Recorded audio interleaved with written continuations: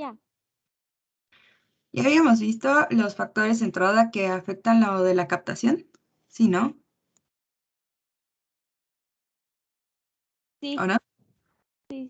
¿Dudas con esto?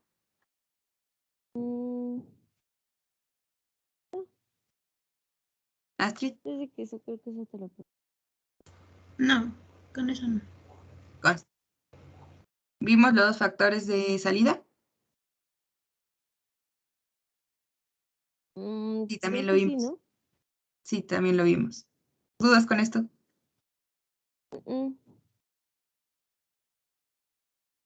Bueno, entonces, como vimos, tenemos factores de entrada y factores de salida. Entonces, si le restamos a los factores de entrada a los factores de la salida, vamos a tener la presión parcial del gas. Y esto nos va a servir pues para sacar esta formulita que es la velocidad de inducción, que va a depender de las diferencias de la presión parcial del pulmón, sangre, cerebro, y del gasto cardíaco por el coeficiente de partición sangre-gas. Entonces, primero pues pasa el gas de la sangre arterial a tejidos, y ya luego se da la perfusión, solubilidad, y luego viene lo del coeficiente cerebro-sangre. A ver, espere. Ah, sí, aquí está. Como decía, primero, pues tenemos el paso del gas de sangre arterial a los tejidos. En los tejidos ya se va a dar la perfusión. También interviene aquí la solubilidad del anestésico. Y también interviene el coeficiente cerebro-sangre. ¿Qué es el coeficiente cerebro-sangre? Va a ser la forma en la que se reparte el gas en las dos fases hasta que alcanza un equilibrio.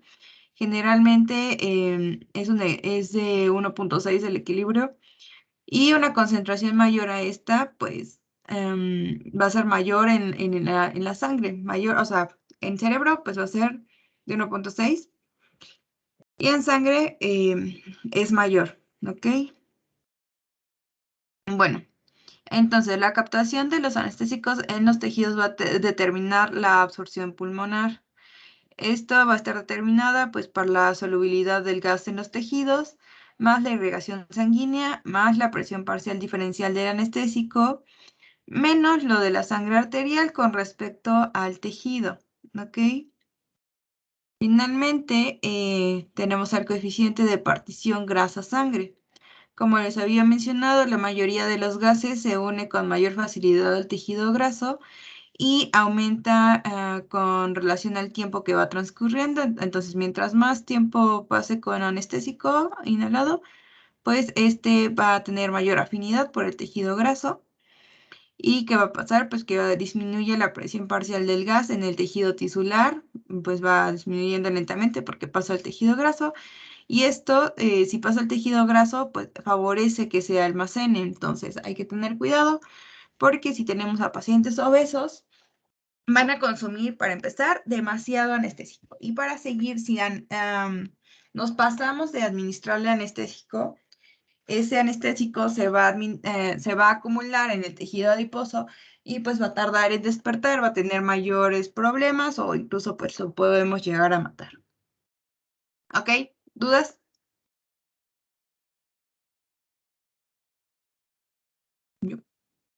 Entonces vamos con el metabolismo y la eliminación. Hay que tener en cuenta que obviamente pues todo este proceso pues tiene mayor importancia en el hígado, o sea que se lleva en mayor proporción en el hígado y en menor proporción en los riñones, pero pues necesitamos los riñones en algunos para eliminarlos, ¿no? ¿Cómo se lleva a cabo? Pues los principales anestésicos inhalados que tenemos son el isoflurano, el desflurano y el sevoflurano. ¿Cuánto intervienen en el metabolismo y eliminación tanto hepático como renal? Pues el isoflurano en un 0.2%, el desflurano en 1.1% y el sevoflurano de 3 a 5%. Entonces, el que menor interacción tanto hepática como renal tienen, pues es el desflurano, ¿ok? Y ahorita vamos igual a ver más de sus características y a ver cuál es como que, al final pues ustedes me dicen que cuál es el que ustedes usarían más. Entonces, como les digo, los anestésicos inhalados, pues sí, tienen un metabolismo en hígado y riñón, aunque su eliminación es mayormente en el pulmón. ¿Se acuerdan de cuando les expliqué lo del circuito de anestesia? Que pues se mezclaba un poco de anestésico con oxígeno en la máquina de anestesio, entonces el paciente inhalaba no solo anestésico, sino también pues oxígeno, lo metabolizaba, lo sacaba y esto volvía a la máquina y pues era un ciclo, ¿no? Entonces, en cada expiración estábamos eliminando anestésico inhalado, ¿ok? Entonces, la recuperación se va a elevar con respecto a la ventilación minuto. Con una alta concentración de oxígeno inspirado, pues va a aumentar el gradiente del anestésico inhalado entre la sangre venosa pulmonar y el espacio alveolar, lo que esto pues va a producir que haya un incremento en la eliminación del gas. Entonces, en pocas palabras, ¿qué es lo que les acabo de decir? La eliminación pues va a ser igual a la ventilación más el gasto cardíaco más la solubilidad del gas en la sangre y en tejidos, ¿ok? Sí tenemos, ya quedó claro cómo se eliminan estos anestésicos inhalados. Niños.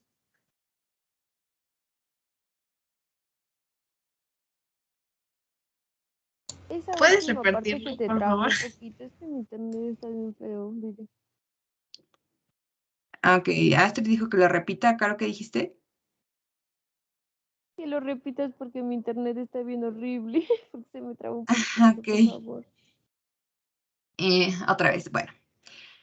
Sí entendieron también lo de lo que les dije antes de lo de la distribución del anestésico. De lo de cerebro sangre y de lo de la sangre arterial Ajá, lo de cerebro sangre y lo y de lo de la grasas. grasa. Ujú. ¿Sí Sí, quedó? un poquito. Sí. Sí, eso sí. Esto Ok. como que más o menos. Bueno, entonces ya una vez que se distribuyó el anestésico inhalado por el tejido pulmonar y los demás tejidos, pues obviamente este anestésico tiene que ser metabolizado y pues después eliminado. Como sabemos, la mayoría de los medicamentos pues es metabolizado por el hígado y va a ser eliminado por el riñón.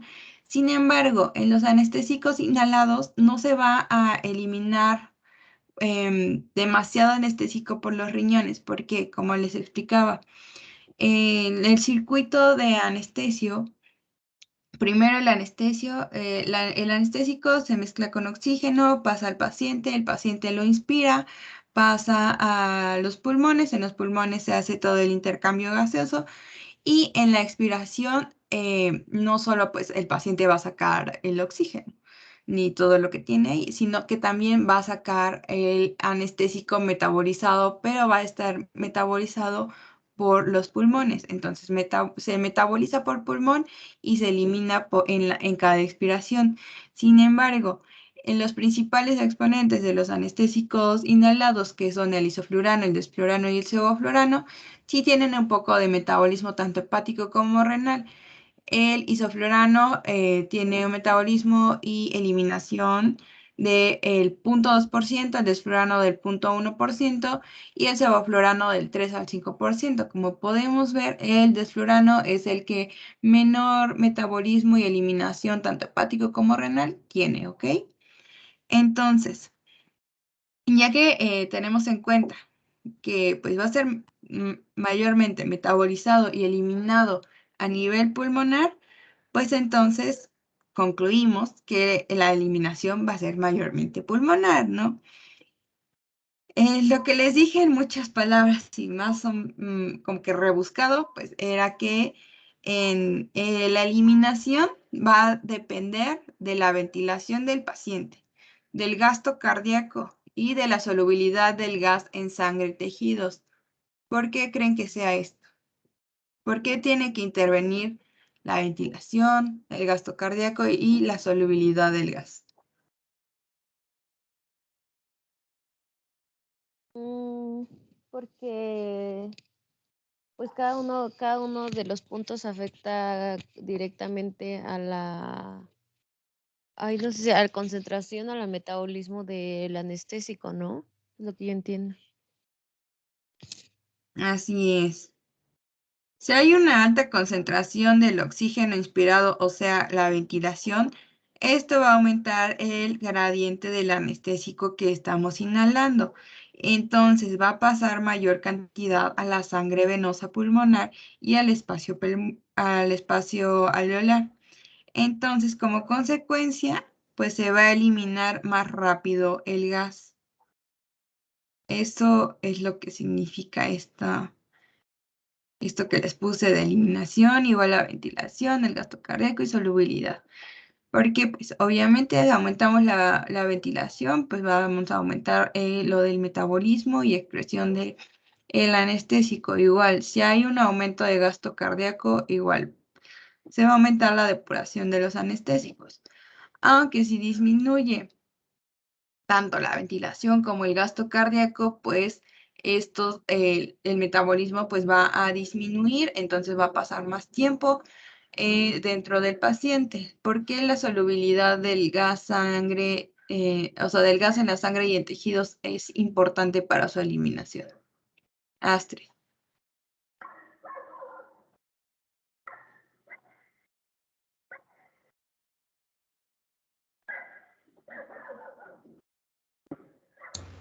Porque pues como habíamos dicho lo de que se va más al tejido adiposo, se queda más tiempo ahí y se tarda más en eliminar. Exactamente, justo por eso. Entonces ya quedó más claro lo del metabolismo y eliminación de los anestésicos inhalados en general. Sí, Viri. Perfecto. Ahora, tenemos al óxido nitroso, es uno de los principales exponentes y es un conocido igual como el gas de la risa, gas hilarante. Fue de los primeros que descubrieron, si nos acordamos un poquito de lo que les mencioné en la historia. Este es un gas inorgánico, no es inflamable, no es irritante y tampoco es tóxico. Mencionaban que este tenía un olor dulce, entonces por eso pues lo olían y les causaba como que se relajaran, que les empezara a dar risa y pues disminuían la sensibilidad y todo esto, ¿no? Sin embargo, este gas no es un relajante muscular. ¿Para qué nos puede servir? Para la inducción y la recuperación, en la inducción del paciente anestesia y pues obviamente este gas pues nos da una recuperación rápida. No nos va a servir para mantener la anestesia en el paciente. Esto tiene que usarse en combinación con el oxígeno siempre. Y no va a ser compatible con la infiltración de adrenalina porque podemos causar necrosis de tejidos o incluso el paro cardíaco en los pacientes, ¿ok? Entonces, hay que tener cuidado con los pacientes que tienen distensión abdominal y neumotórax. A este tipo de pacientes no les podemos administrar óxido nitroso, porque esto va a aumentar tanto la presión abdominal o la presión torácica y pues va a agravar el cuadro tanto de distensión como de neumotórax. ¿Ok? Y pues este óxido nitroso, como les mencioné cuando hablamos de él en historia, pues ya no se usa tanto en quirófano, de hecho no se usa. Quien los usa todavía, lo pueden llegar a usar, pues son los dentistas para extracciones, cirugías de terceros molares y todo eso. Entonces, ellos son los que lo usan más. El enflurano. El enflurano es un éter fluorado que es de los primeros, es como el papá de todos, del que se derivan los demás. Empezó a utilizarse en 1970. Este pues está compuesto es un compuesto que es estable, es incoloro, tiene igual un olor dulcecito, no es inflamable, es estable a la luz, sin embargo, se prefiere que igual tanto anestésicos como otros medicamentos se mantengan lejos de de la luz solar. Y por eso la mayoría de los frasquitos que van a ver de los anestésicos, tanto inhalados como endovenosos, van a estar en estos frascos que están oscurecidos, ¿no? Para protegerlos, pues, de la luz solar y que, pues, no pierdan ¿cómo se llaman? Sus características ¿Propiedades? anestésicas. Eso. Esto no va a corroer los metales. ¿Qué tiene acento ahí, metales? Ignoren el acento de metales. No va a corroer los metales porque tenemos conocimiento de que algunos anestésicos llegaban a ser corrosivos tanto para los metales como para los plásticos. Entonces, pues no puede ser utilizado en materiales que sean como de aluminio, estaño, latón, cualquier metal, ¿no? Es utilizado al 4% de la concentración en aire inspirado, lo que nos va a dar un buen nivel de anestésico en menos de 10 minutos. Además, tiene que ser combinado con un barbitúrico endovenoso que sea de acción leve pues para estimular ligeramente la inducción. Una vez que ya esté pues en estado de sedación por el barbitúrico, ya se le administraba el enflurano con el aire, oxígeno al 4% para pues inducir y mantener el estado de anestesia. Hay que tener cuidado porque este anestésico estimulaba la salivación y las secreciones traqueobronquiales. En cuanto a, ya cuando estaba en anestesia profunda, este anestésico podía disminuir la presión arterial y cuando estaban en recuperación los pacientes, notaban que había una superficialización de la anestesia. ¿Qué significa esto? Que cuando estaban recuperando a los pacientes tenían movimientos involuntarios y pues esto era incómodo para los pacientes.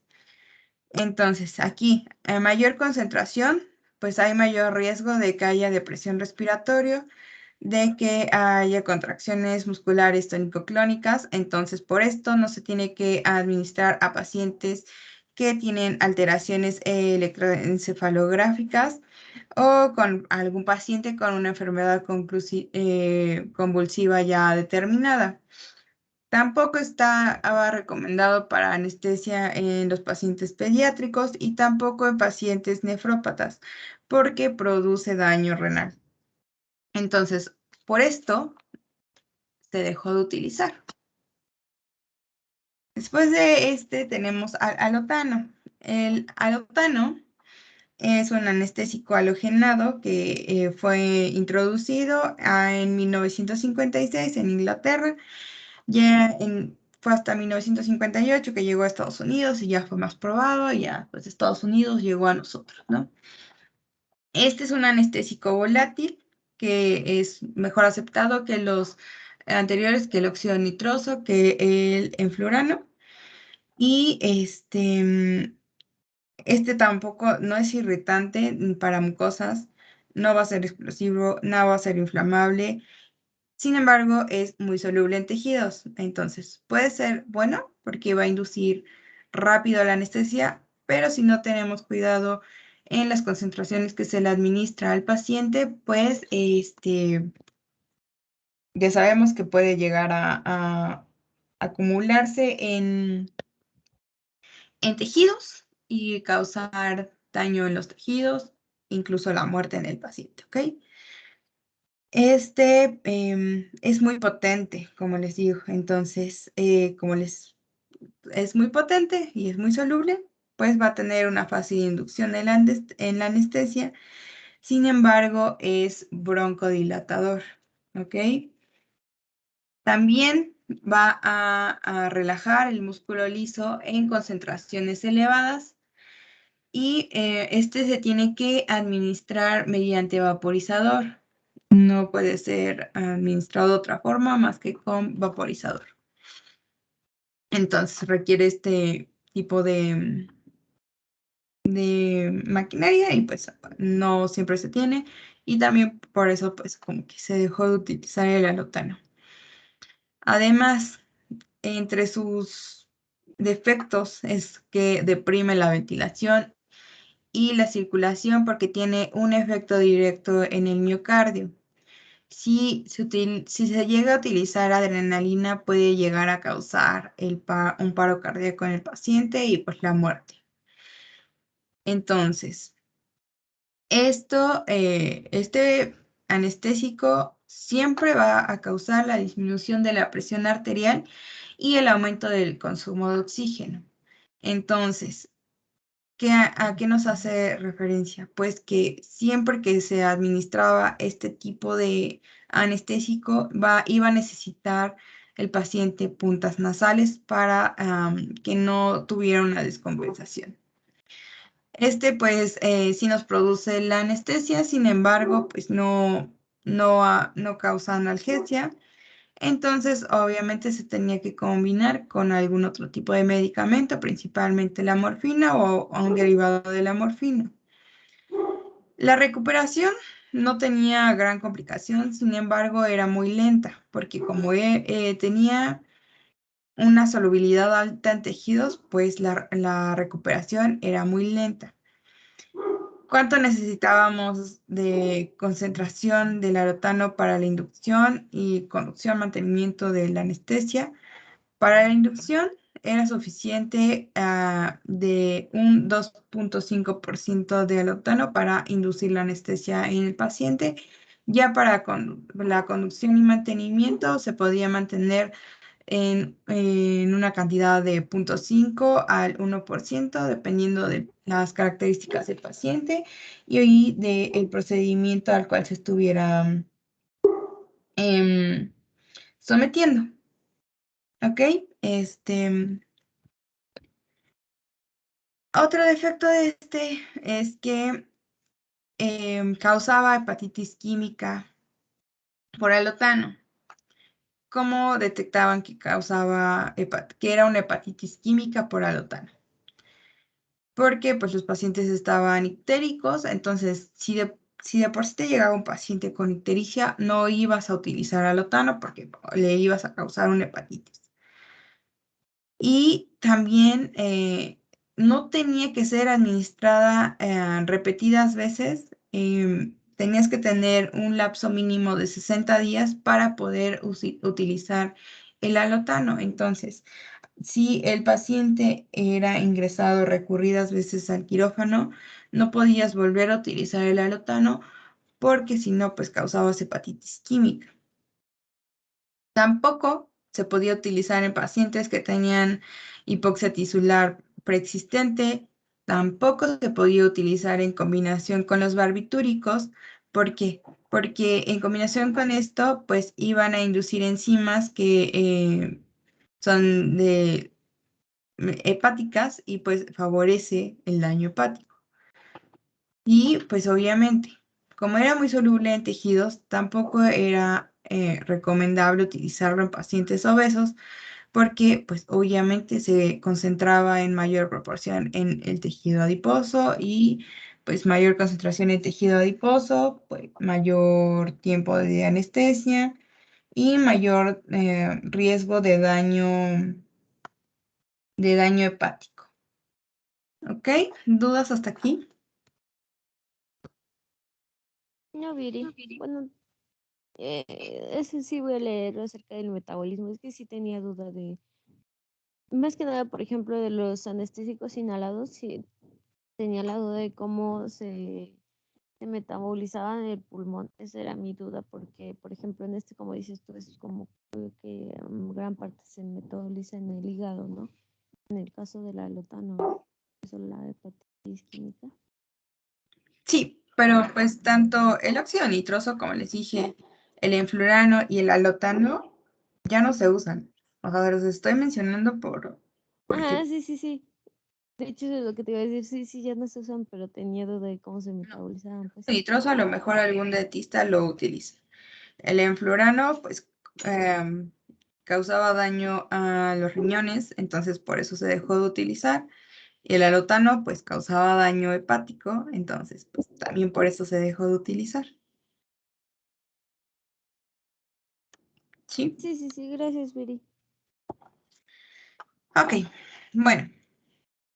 El isoflurano es un isómero del enflurano, que ya lo vimos. Por eso les dije que, por eso también se los mencioné, como que del enflurano se derivaron los demás, obviamente buscando que tuvieran menor impacto en la salud de los pacientes, que únicamente nos ayudaran para la anestesia.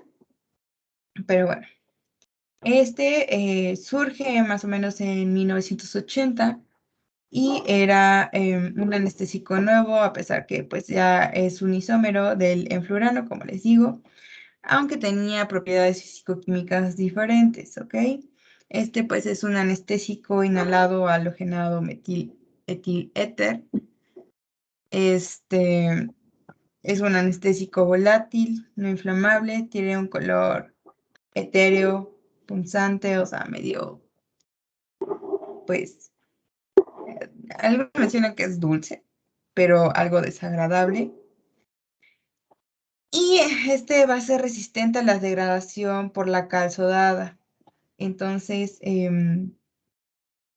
no, aunque utilicemos, aunque en el aparato de anestesia esté lo de la cal sodada, para o sea, como que el metabolismo extracorpóreo de los anestésicos, pues como que no va a metabolizarlo tan fácilmente y pues contamina más que los otros anestésicos que vamos a ver. Entonces, puede ser usado con bajos flujos en un sistema de circuito cerrado, no irrita las mucosas y permite una rápida recuperación, por lo que, pues, obviamente, si nos permite una rápida recuperación, la vamos a utilizar en cirugías que sean ambulatorias, que sean rápidas, que no tengan gran complicación. Se tiene que utilizar a una presión de 239 milímetros de mercurio a unos 20 grados centígrados y tiene un punto de ebullición de 48.5 a 20 grados centígrados. Aquí en esta diapositiva les puse como un resumen muy rápido del isoflurano, que pues es estable, no inflamable, en presencia de aire u oxígeno.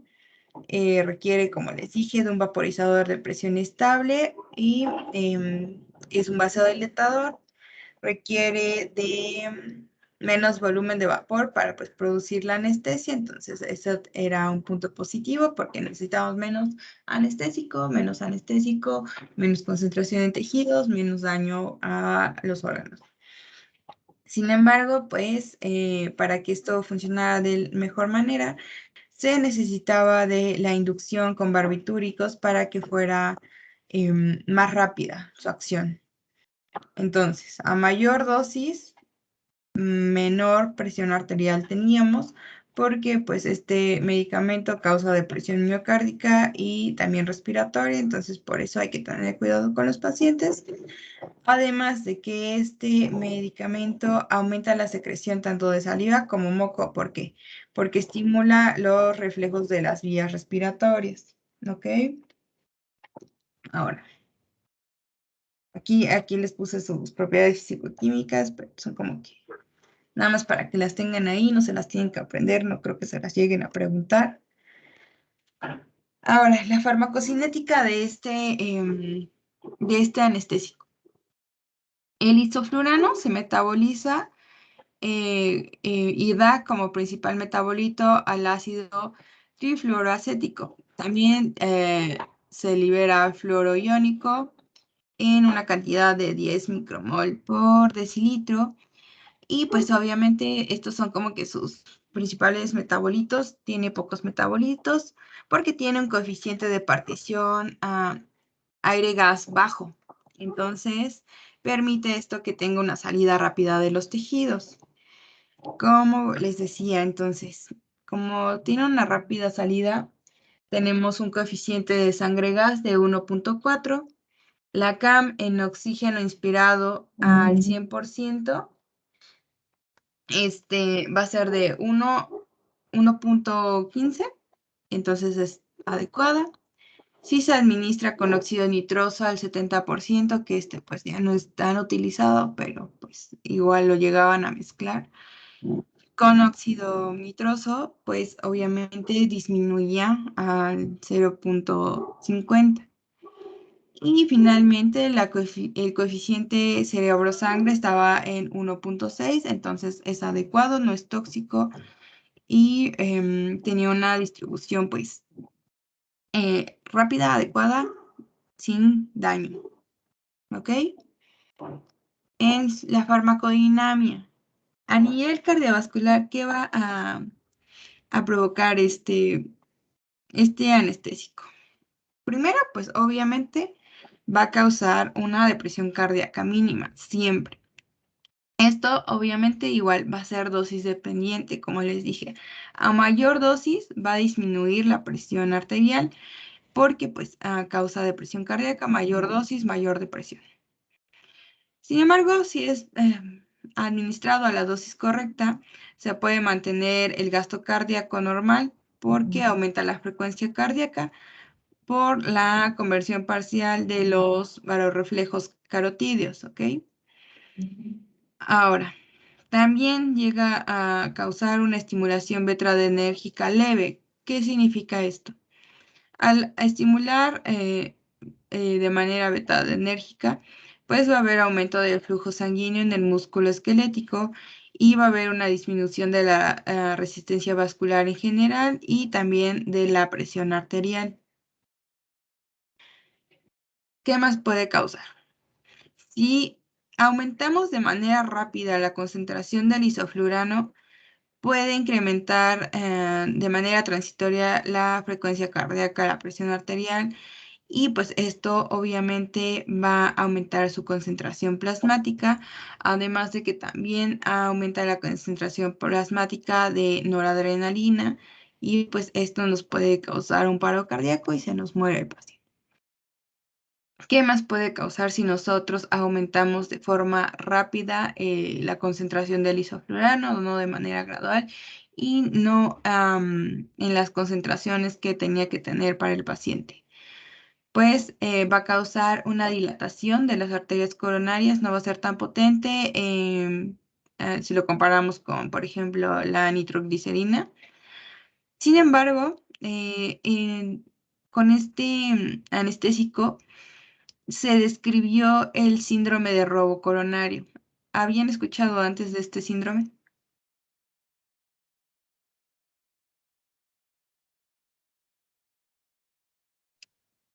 No, no diré. ¿No? Bueno, ¿este síndrome en qué consiste? En que se va a derivar la sangre alejándola pues de las lesiones estenóticas fijas que son provocadas por alguna isquemia miocárdica focal que se produjo durante algún episodio principalmente de taquicardia, aunque también se puede presentar si hay una disminución de la presión del flujo sanguíneo. Entonces, esto era aún más frecuente en pacientes que tenían una arteriopatía coronaria. Y obviamente, si tenía un paciente con arteriopatía coronaria, no se le iba a administrar isoflurano porque había un gran porcentaje de riesgo de que desarrollara un síndrome de robo coronario porque pues obviamente íbamos a alterar el flujo y la presión sanguínea. Entonces, si no era administrado correctamente o le causábamos taquicardia o podíamos bajar demasiado el flujo sanguíneo y pues esto iba a ocasionar que pues la sangre se alejara pues de todas estas zonas que ya estaban lesionadas de por sí. Y pues, ¿qué iba a pasar? Pues los pacientes obviamente fallecían. ¿Sí quedó claro?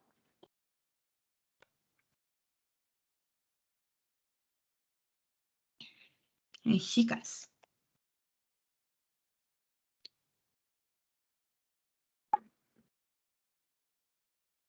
Niñas.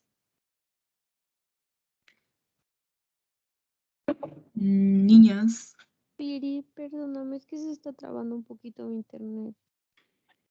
Oh, chispas. Pero o sí sea, te estoy escuchando, Viri. sí. ¿Tienes alguna duda, Caro? Ah, no, Viri. Te parece un poquito a Astrid, los anteriores. Astrid, ¿tienes duda o todo bien?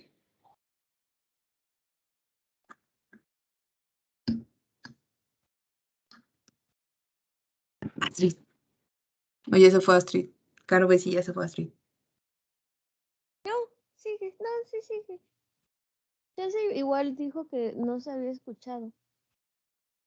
¿Sabes qué? Sí tenía un poquito con eso del síndrome del robo coronario.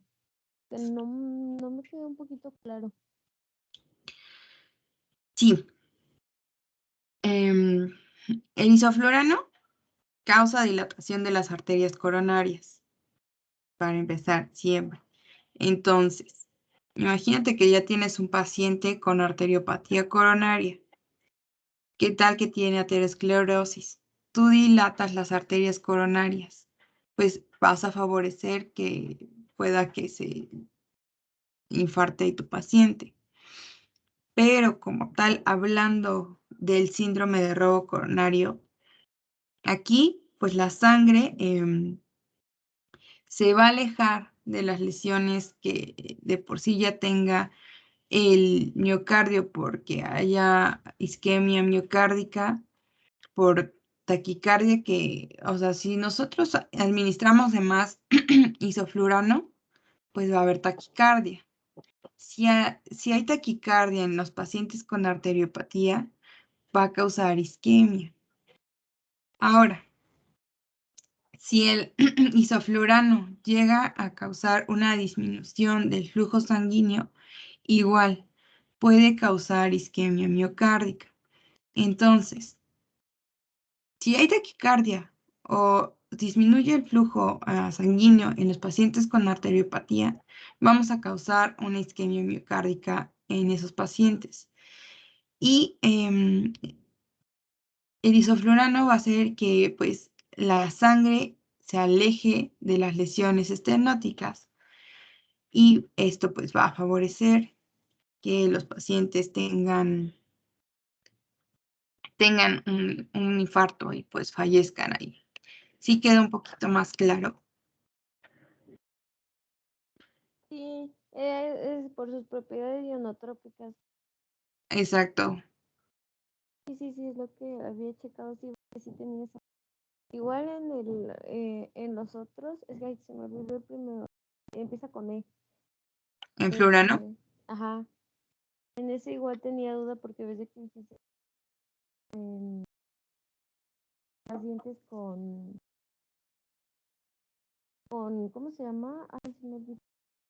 De cuando tienen aire en el, ¿Neumotórax? ajá, en neumotórax, sí, se me olvidó, perdón.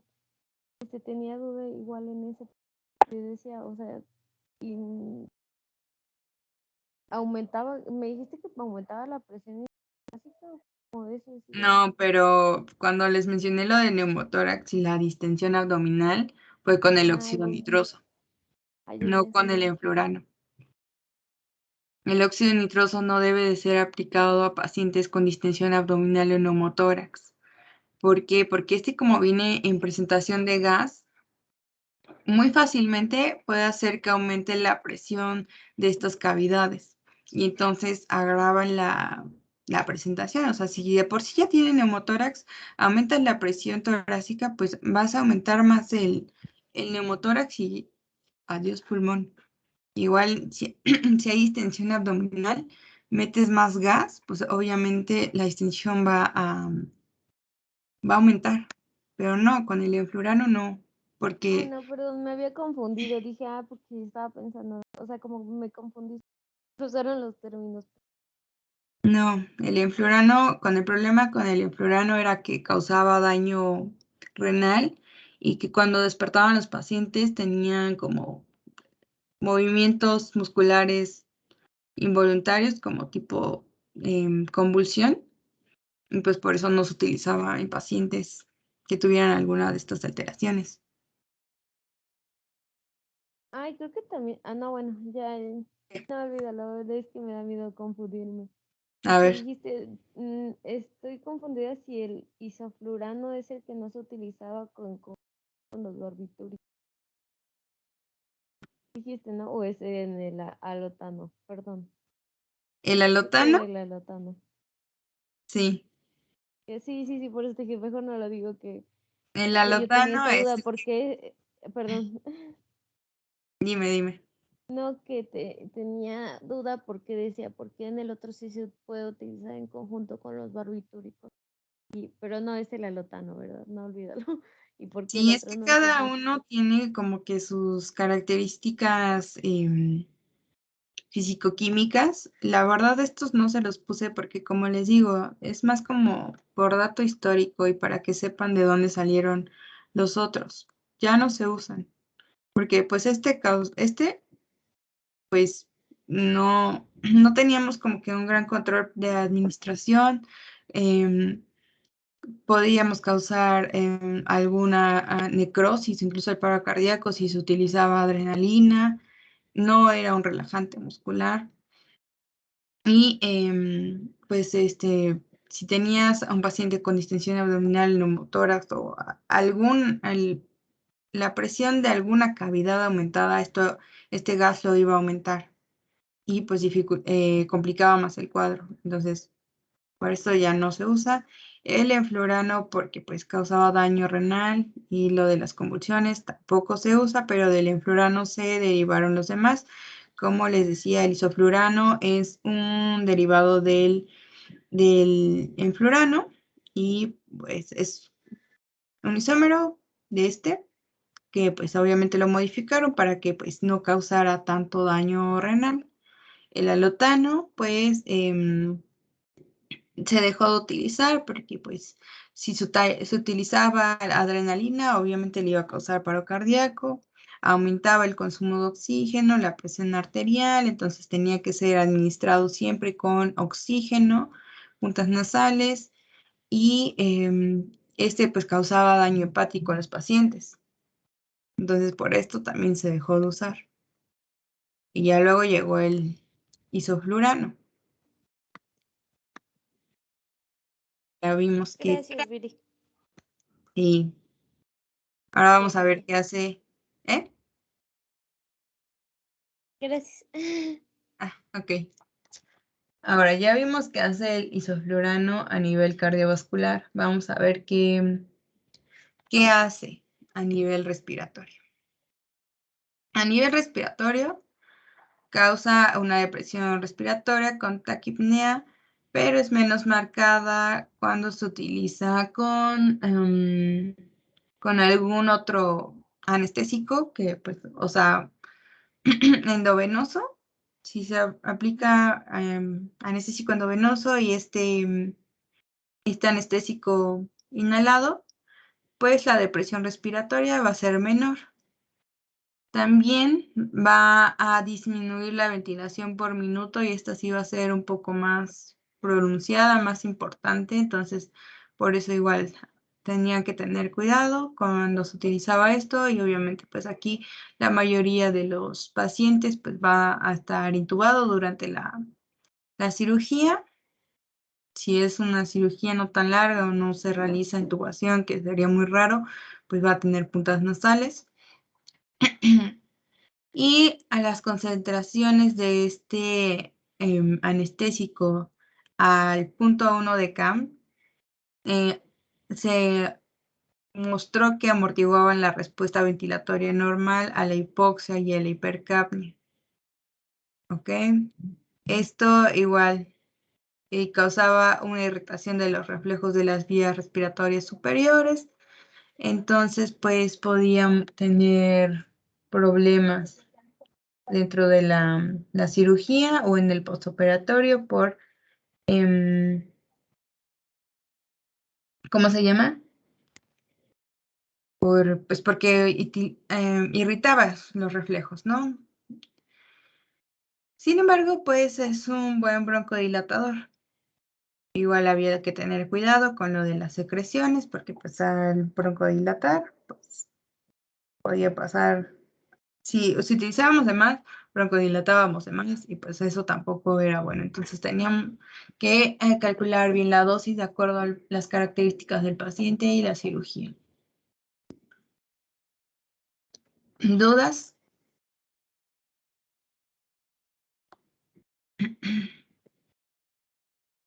Tomaré su silencio como un no.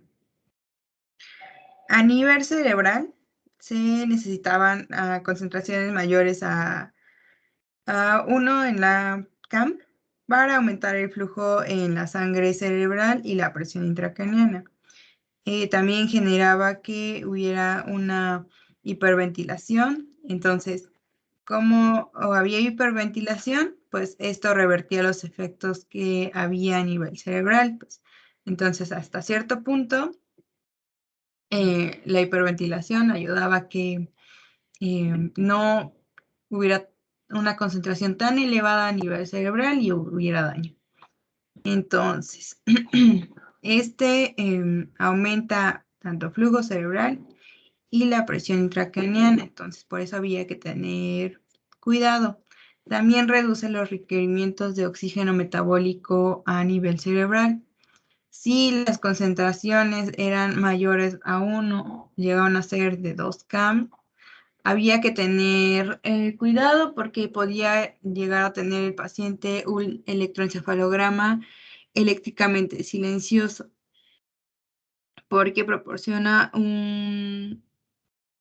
pues sí, mientras más se administra, pues más concentración hay a nivel cerebral. Y había referencias de que en pacientes que tenían isquemia cerebral, podía llegar a causar un poco de protección encefálica si se administraba concentraciones de 2 CAM. ¿Ok? Finalmente, pues a nivel de neuromuscular, este anestésico es el primero en que sí causaba una relajación del músculo esquelético. A nivel renal, pues disminuye el flujo sanguíneo renal, también la velocidad de filtración glomerular y el gasto urinario, pero no a un nivel importante que requiera una atención. Solo pues tienen que tenerlo en cuenta porque si tienen algún paciente con diálisis y nefrópata en un grado avanzado, pues esto sí lo tienen que tener en cuenta, pero si es un paciente que no tiene problemas renales, pues aunque cause estas disminuciones, pues no va a tener un impacto importante en su salud. A nivel hepático, va a reducir el flujo sanguíneo hepático total, principalmente reduce el flujo de la arteria hepática y la vena porta, ¿ok? Entonces, pues, aunque sí disminuía el flujo sanguíneo, mantenía una buena oxigenación hepática, porque pues, aunque disminuía el flujo de la arteria hepática y la vena porta, no era tan marcada en la arteria hepática, entonces la arteria hepática pues abastecía bien al hígado de oxígeno, entonces no hay problema. Y pues una vez que ya salían de los pacientes del postoperatorio, se evaluaban sus pruebas de funcionamiento hepático y se notó que pues no había una afectación mínima porque su metabolismo a nivel hepático pues era mínimo y no causaba ningún daño hepático a pesar de esta disminución del flujo sanguíneo. ¿Dudas de cómo actúa el isoflurano en diferentes niveles del organismo? Creo que no, Viri. Ok. ¿Para qué vamos a utilizar este medicamento? Está indicado pues para cirugías cortas ambulatorias y también para el parto. Espérenme tantito. Ahora sí, ¿a qué dosis y vías de administración vamos a utilizar? Para causar inducción se utiliza al 3 o al 4% en aire u oxígeno inspirado. Este pues es lo más común. Les digo aquí lo del óxido nitroso, pues por pura historia nada más. Pero pues ya no se usa óxido nitroso en los quirófanos.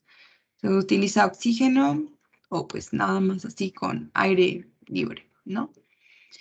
Pero si se utilizaba el óxido nitroso tenía que ser utilizado al 65%. Si utilizaba óxido nitroso al 65%, el isoflorano tenía que ser utilizado entre 1.5 a máximo 3% para que causara la inducción en los pacientes. Aunque no podíamos utilizar este anestésico únicamente para la inducción. Sí lo utilizamos al principio y para el mantenimiento teníamos que utilizar algún anestésico intravenoso para que pudiéramos mantener la anestesia en combinación con el isoflurano y algún anestésico intravenoso. Para el mantenimiento teníamos que tener una concentración de isoflurano entre el 1 y el 0.25%, dependiendo igual del paciente, de qué anestésico intravenoso estamos utilizando y la duración de la cirugía. Efectos adversos que tenía, pues como sí es irritante, al despertar los pacientes tenían tos y periodos de apnea. Está contraindicado en pacientes pues, con estenosis valvular aórtica, pacientes en general cardiópatas, porque pues ya vimos que causaban el síndrome de robo coronario. Entonces, por esto está contraindicado, obviamente, en esos pacientes. ¿Por qué está contraindicado en pacientes con estenosis valvular aórtica? Porque causaba tolerancia insuficiente a este tipo de pacientes, a la disminución de las resistencias vasculares sistémicas, ¿ok? También, pues obviamente estaba contraindicado en pacientes con hipovolemia intensa, en pacientes nefrópatas, como les dije, pues aquí había que tener en cuenta pacientes que tenían alguna insuficiencia renal aguda, porque acuérdense que les dije que se metabolizaba en dos principales compuestos, o sea, liberaba dos metabolitos. Y uno de esos metabolitos era flúor. Si la concentración de este flúor podía llegar a alcanzar los 40 micromol, esta cantidad es una cantidad nefrotóxica para los pacientes nefrópatas. No lo pueden ya eliminar. Entonces, se queda en el riñón y pues causa más daño, ¿ok? Entonces, en estos pacientes también, por esto no se utilizaba y pues por el efecto directo que tiene el isoflurano en el riñón.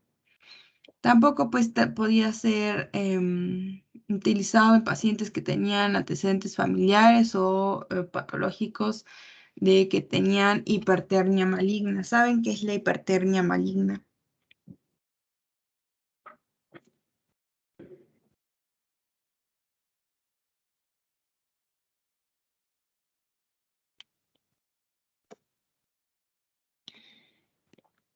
Niñas. O ya se durmieron.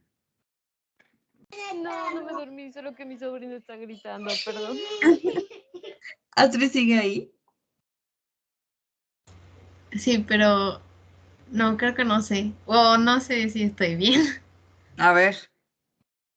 Pues hipertermia es, ahora sí que, como que aumenta la temperatura, por por lo del uso de fármacos, pero no sé si estoy bien. Ajá, o sea, sí va a ser causada por lo de la anestesia, ¿no? Pero porque es maligna. O sea, obviamente, si es hipertermia, pues va a aumentar la temperatura del paciente. Aquí hay Ay, fue problema. perdón. Ah, a ver qué pasó. O sea, no, si mal no recuerdo es igual por cuestiones genéticas y por los citocromos, ¿no? Que causa hipertermia maligna algún tipo de medicamento, ¿no? Exacto. Igual, o sea, acuérdense que les mencioné que tenían que tener en cuenta los antecedentes tanto familiares como patológicos del paciente, que para lo de la hipertermia maligna, porque sí, se cree que esta es hereditaria. Entonces, si el papá tiene un antecedente de que desarrolla hipertermia maligna en el quirófano, pues hay que tener cuidado con estos pacientes porque muy probablemente el hijo también vaya a causar hipertermia maligna. Y si es en respuesta a los fármacos, principalmente los anestésicos, es muy grave porque la temperatura corporal aumenta demasiado. ¿Qué pasa si la temperatura del cuerpo aumenta demasiado? Pues su cerebro, ¿no? Es el principal, bueno, el cerebro es el principal órgano afectado, ¿no? Así es. También los músculos, pues, tienen menos oxigenación. El paciente se va a hemoconcentrar, la frecuencia cardíaca aumenta y pues puede llegar a causar la muerte en estos pacientes. ¿Ok? Por eso hay que tenerlo en cuenta. Se les queda de tarea investigar más de la hipertermia maligna. Y pues tenemos las interacciones medicamentosas. Obviamente no es útil, como lo vimos, si queremos utilizarlo para mantener la anestesia en los pacientes, pues lo tenemos que combinar con otro anestésico. Obviamente no se utilizan nada más estos anestésicos. El paciente a lo mejor antes tuvo medicación preanestésica, le dieron AINE, le dieron algún sedante, lo que sea. Pues siempre va a haber otros medicamentos que trae el paciente y por eso hay que saber si tiene alguna interacción con medicamentos que lleguen a causar algún problema. No podemos descartar el uso de la adrenalina en ninguna cirugía porque no sabemos qué complicación vaya a tener el paciente. Entonces, siempre hay que tener en cuenta a qué dosis de adrenalina es seguro utilizar estos anestésicos. En caso del isoflurano, es seguro utilizarlo con la adrenalina con dosis de hasta 4.5 microgramos por kilogramo, que pues es bastante, entonces no hay peligro. Pero si se utilizaron relajantes musculares, hay que tener cuidado porque el isoflurano sí causa relajación muscular, entonces va a aumentar el riesgo, aumenta más pues, la relajación muscular y pues esto tampoco es correcto. ¿Ok? Ahora, creo que no se va a lograr ver todos los anestésicos inhalados hoy. Fui muy optimista, pero bueno. Vamos a ver hasta dónde llegamos hasta las 12, porque a las 12 me voy con el otro grupo. Ahora, vamos a hablar del desflurano. El desflurano, pues es un análogo del isoflurano. No es inflamable. Sí irrita las mucosas. Requiere de un vaporizador calentado. La anestesia con este es susceptible a que se pueda controlar con precisión, o sea que es un poco más seguro que todos los anestésicos que ya habíamos visto antes. Obviamente tiene que ser así porque pues es como que hijo del isoflurano, que es el isoflurano pues es hijo del enflurano, ¿no? Entonces pues ya tiene que traer más actualizaciones, por así decirlo. Nos sirve para inducir, mantener la anestesia en los pacientes, y el beneficio de este es que como lo controlamos con mayor precisión, pues igual tenemos una recuperación mucho más rápida en los pacientes. Hablando de las propiedades físicas como tal del desflorano, pues como ya les mencioné, es un análogo del isoflorano, únicamente la diferencia es que hay una sustitución de un átomo de flúor por un átomo de cloro, y pues esto aumenta la resistencia a su biodegradación, además de que pues es estable en dióxido de carbono, o sea que no hay problema si se libera al aire corriente, pues. No va a disolver el hule ni metales, o sea que no es corrosivo, pero como les mencioné, requiere de un vaporizador calentado. No en todas partes tienen este vaporizador, entonces no todos pueden administrar este anestésico. La ventaja era pues de que pues se controlaba de manera muy rápida, muy precisa, pero irritaba bastante las mucosas. Por lo que obviamente si irritaba demasiado las mucosas, en la mayoría que irrita las mucosas, se recomienda que se utilicen los barbitúricos al inicio y ya después se administra el anestésico inhalado y ya después el endovenoso. Y tiene una solubilidad baja en los tejidos y también en la sangre. Esto que favorece, pues favorece su entrada y la salida del anestésico en el cuerpo, pues que sea rápido, ¿no? Su concentración alveolar es más o menos la misma a la concentración inspirada, y pues es mucho más rápido, obviamente, que otros anestésicos. Su presión de vapor a los 20 grados centígrados es de 681 milímetros de mercurio. Y si se eleva a esta temperatura, ¿a cuánto es la temperatura que tiene que estar el quirófano?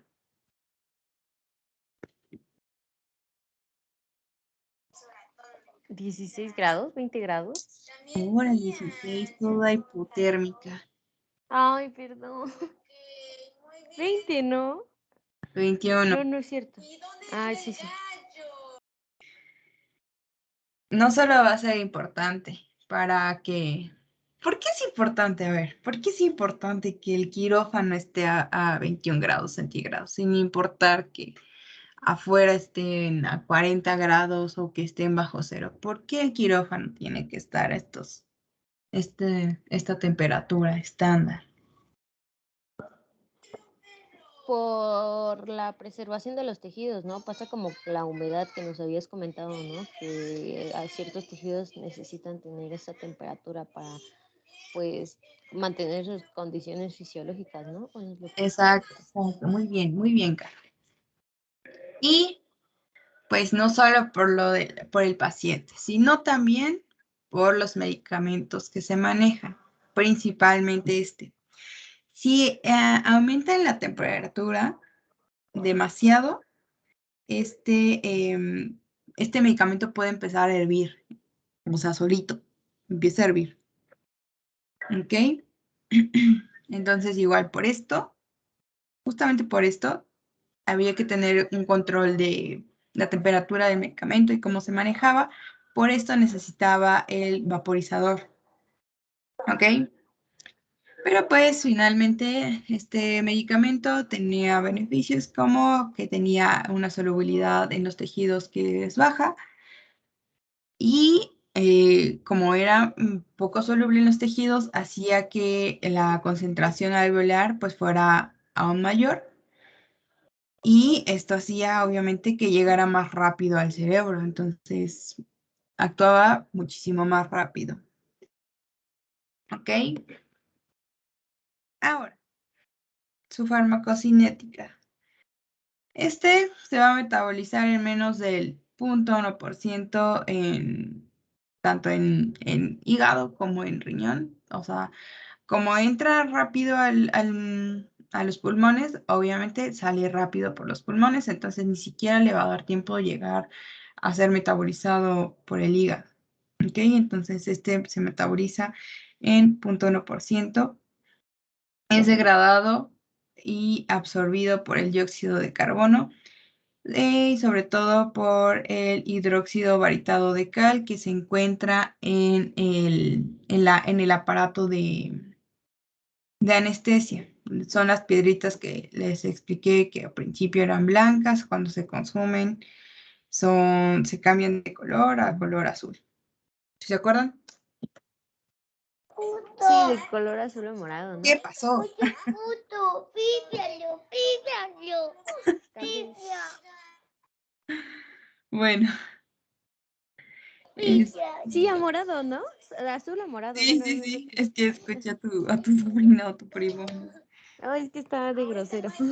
Sí, por eso me dio risa. Bueno, sus principales metabolitos son el trifluoruro de acetato. Este es en un 0.02%, entonces es mínimo. Entonces su principal metabolito, pues obviamente va a ser flúor. Tenemos un coeficiente de sangre gas del 0.42%, aunque puede llegar a disminuir con el uso de óxido nitroso y puede llegar a ser del 0.47.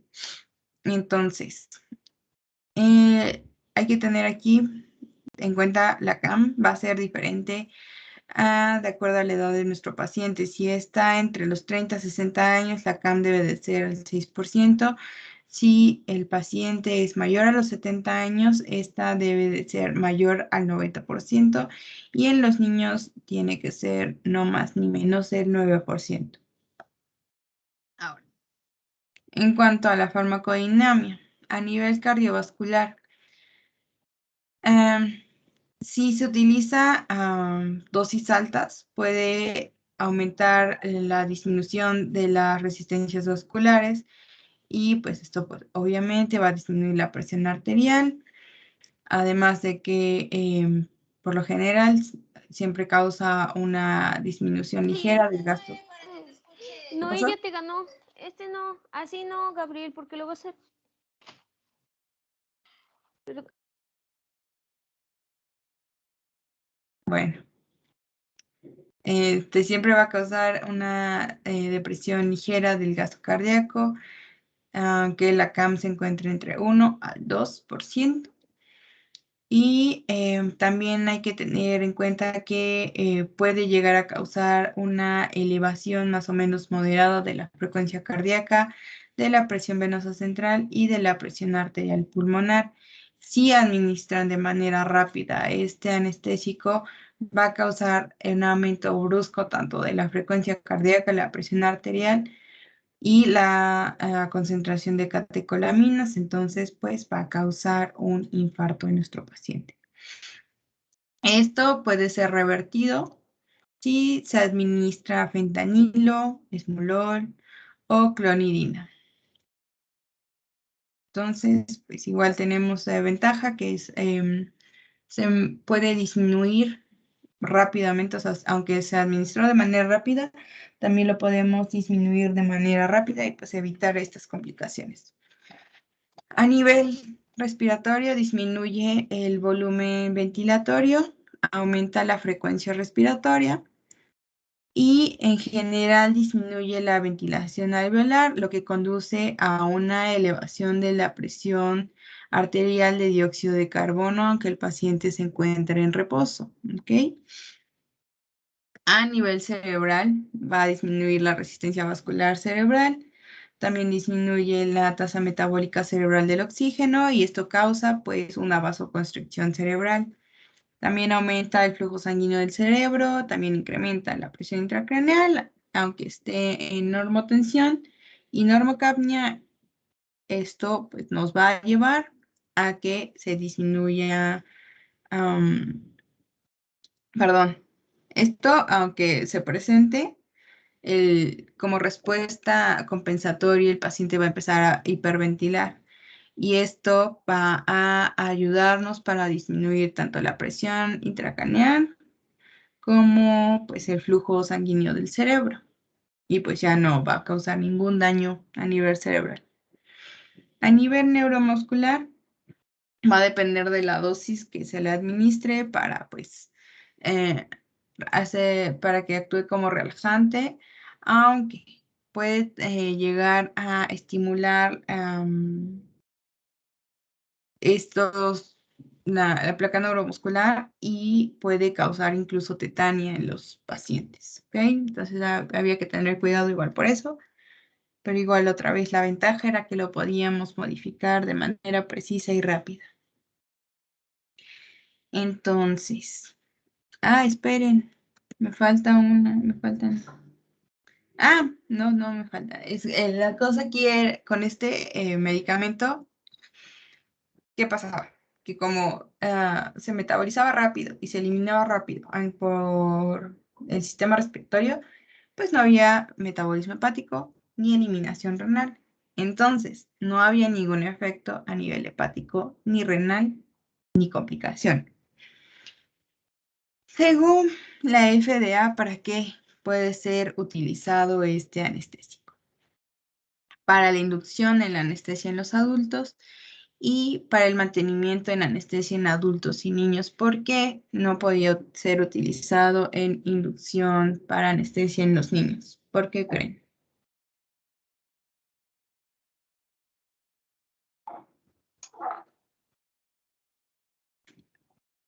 Bueno, se los voy a decir porque ya solo Ay, quedan no. 10. Ajá.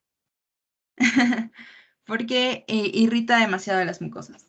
Justo por eso no se utiliza para inducción en los niños, además de que, acuérdense que les dije, para que se dé la inducción, se tiene que utilizar un barbitúrico, justamente por esto, porque irrita mucosas y causa tos en los pacientes. Ahora, la dosis que requería, pues va a depender de la edad y dependía de la concentración de oxígeno que se fuera a utilizar, o de óxido nitroso. Igual, dependiendo de la edad, iba a ser la concentración de oxígeno que se utilizara, pero en manera, pues, general. Para la inducción podían ser concentraciones de entre el 4 al 11%, eran seguras, y pues ya causaban la anestesia en menos de 4 minutos, en promedio de 2 minutos. Y pues podía ser utilizada para el mantenimiento de la anestesia. Esto en concentraciones, si se utilizaba el óxido nitroso, ya les dije, no se utiliza actualmente, la concentración del anestésico tenía que ser del 2 al 6%, pero si lo utilizamos en oxígeno, dependiendo de la edad del paciente, iba a estar entre el 2.5 al 8.5%. ¿Ok? Ya solo vamos a ver rápido lo de los efectos adversos y ya. Obviamente, como les dije, es muy irritante a las mucosas. Entonces, va a causar pues que el paciente tenga tos, que estornude, que haya secreción nasal, que aumente la salivación, algún tipo de laringoespasmos. Sí, como les dije, a nivel neuromuscular, si se utiliza a concentraciones altas y rápidas, puede causar tetania. Entonces, antes pues, de causar la tetania, pues puede haber movimientos clonicotónicos. También a concentraciones elevadas y no adecuadas, pues causaba apnea. También no se recomienda que se utilice en niños porque en la recuperación la mayoría de los pediátricos tenía delirios hasta que pues ya se recuperaba por completo. Está contraindicado, obviamente, en pacientes con antecedentes de hipertermia maligna. Si el paciente tiene hipovolemia intensa, porque recordemos que disminuye las presiones vasculares periféricas, entonces igual por esto no se utiliza en pacientes con hipovolemia intensa. y tampoco en pacientes con hipertensión intracraneal, porque acuérdense que les mencioné que este medicamento llega muy rápido al cerebro y aumenta muy rápido la presión intracraneal. Obviamente el paciente va a empezar a hiperventilar para tratar de controlar esto. Sin embargo, si de por sí ya trae una presión intracraneal elevada, pues el mecanismo compensatorio pues, no va a ser suficiente. En cuanto a las interacciones medicamentosas, pues va a potenciar obviamente los relajantes musculares y su uso es seguro con adrenalina a una dosis máxima de 4.5 microgramos por kilogramo. Entonces, no tiene ninguna otra interacción con medicamentos de otro tipo. Entonces, pues, es más o menos seguro en cuanto a interacciones. ¿Dudas hasta aquí? Creo que no, Viri. Mucha información, así que la vamos a dejar aquí porque igual ya me tengo que ir. No terminamos de ver el sevoflurano y a ver hasta dónde llegamos. Ok, Sí, Viri. sale. Sí, mire, gracias. Gracias. Muy bien, lean por Besitos, bye. favor. Bye. Sí, bye.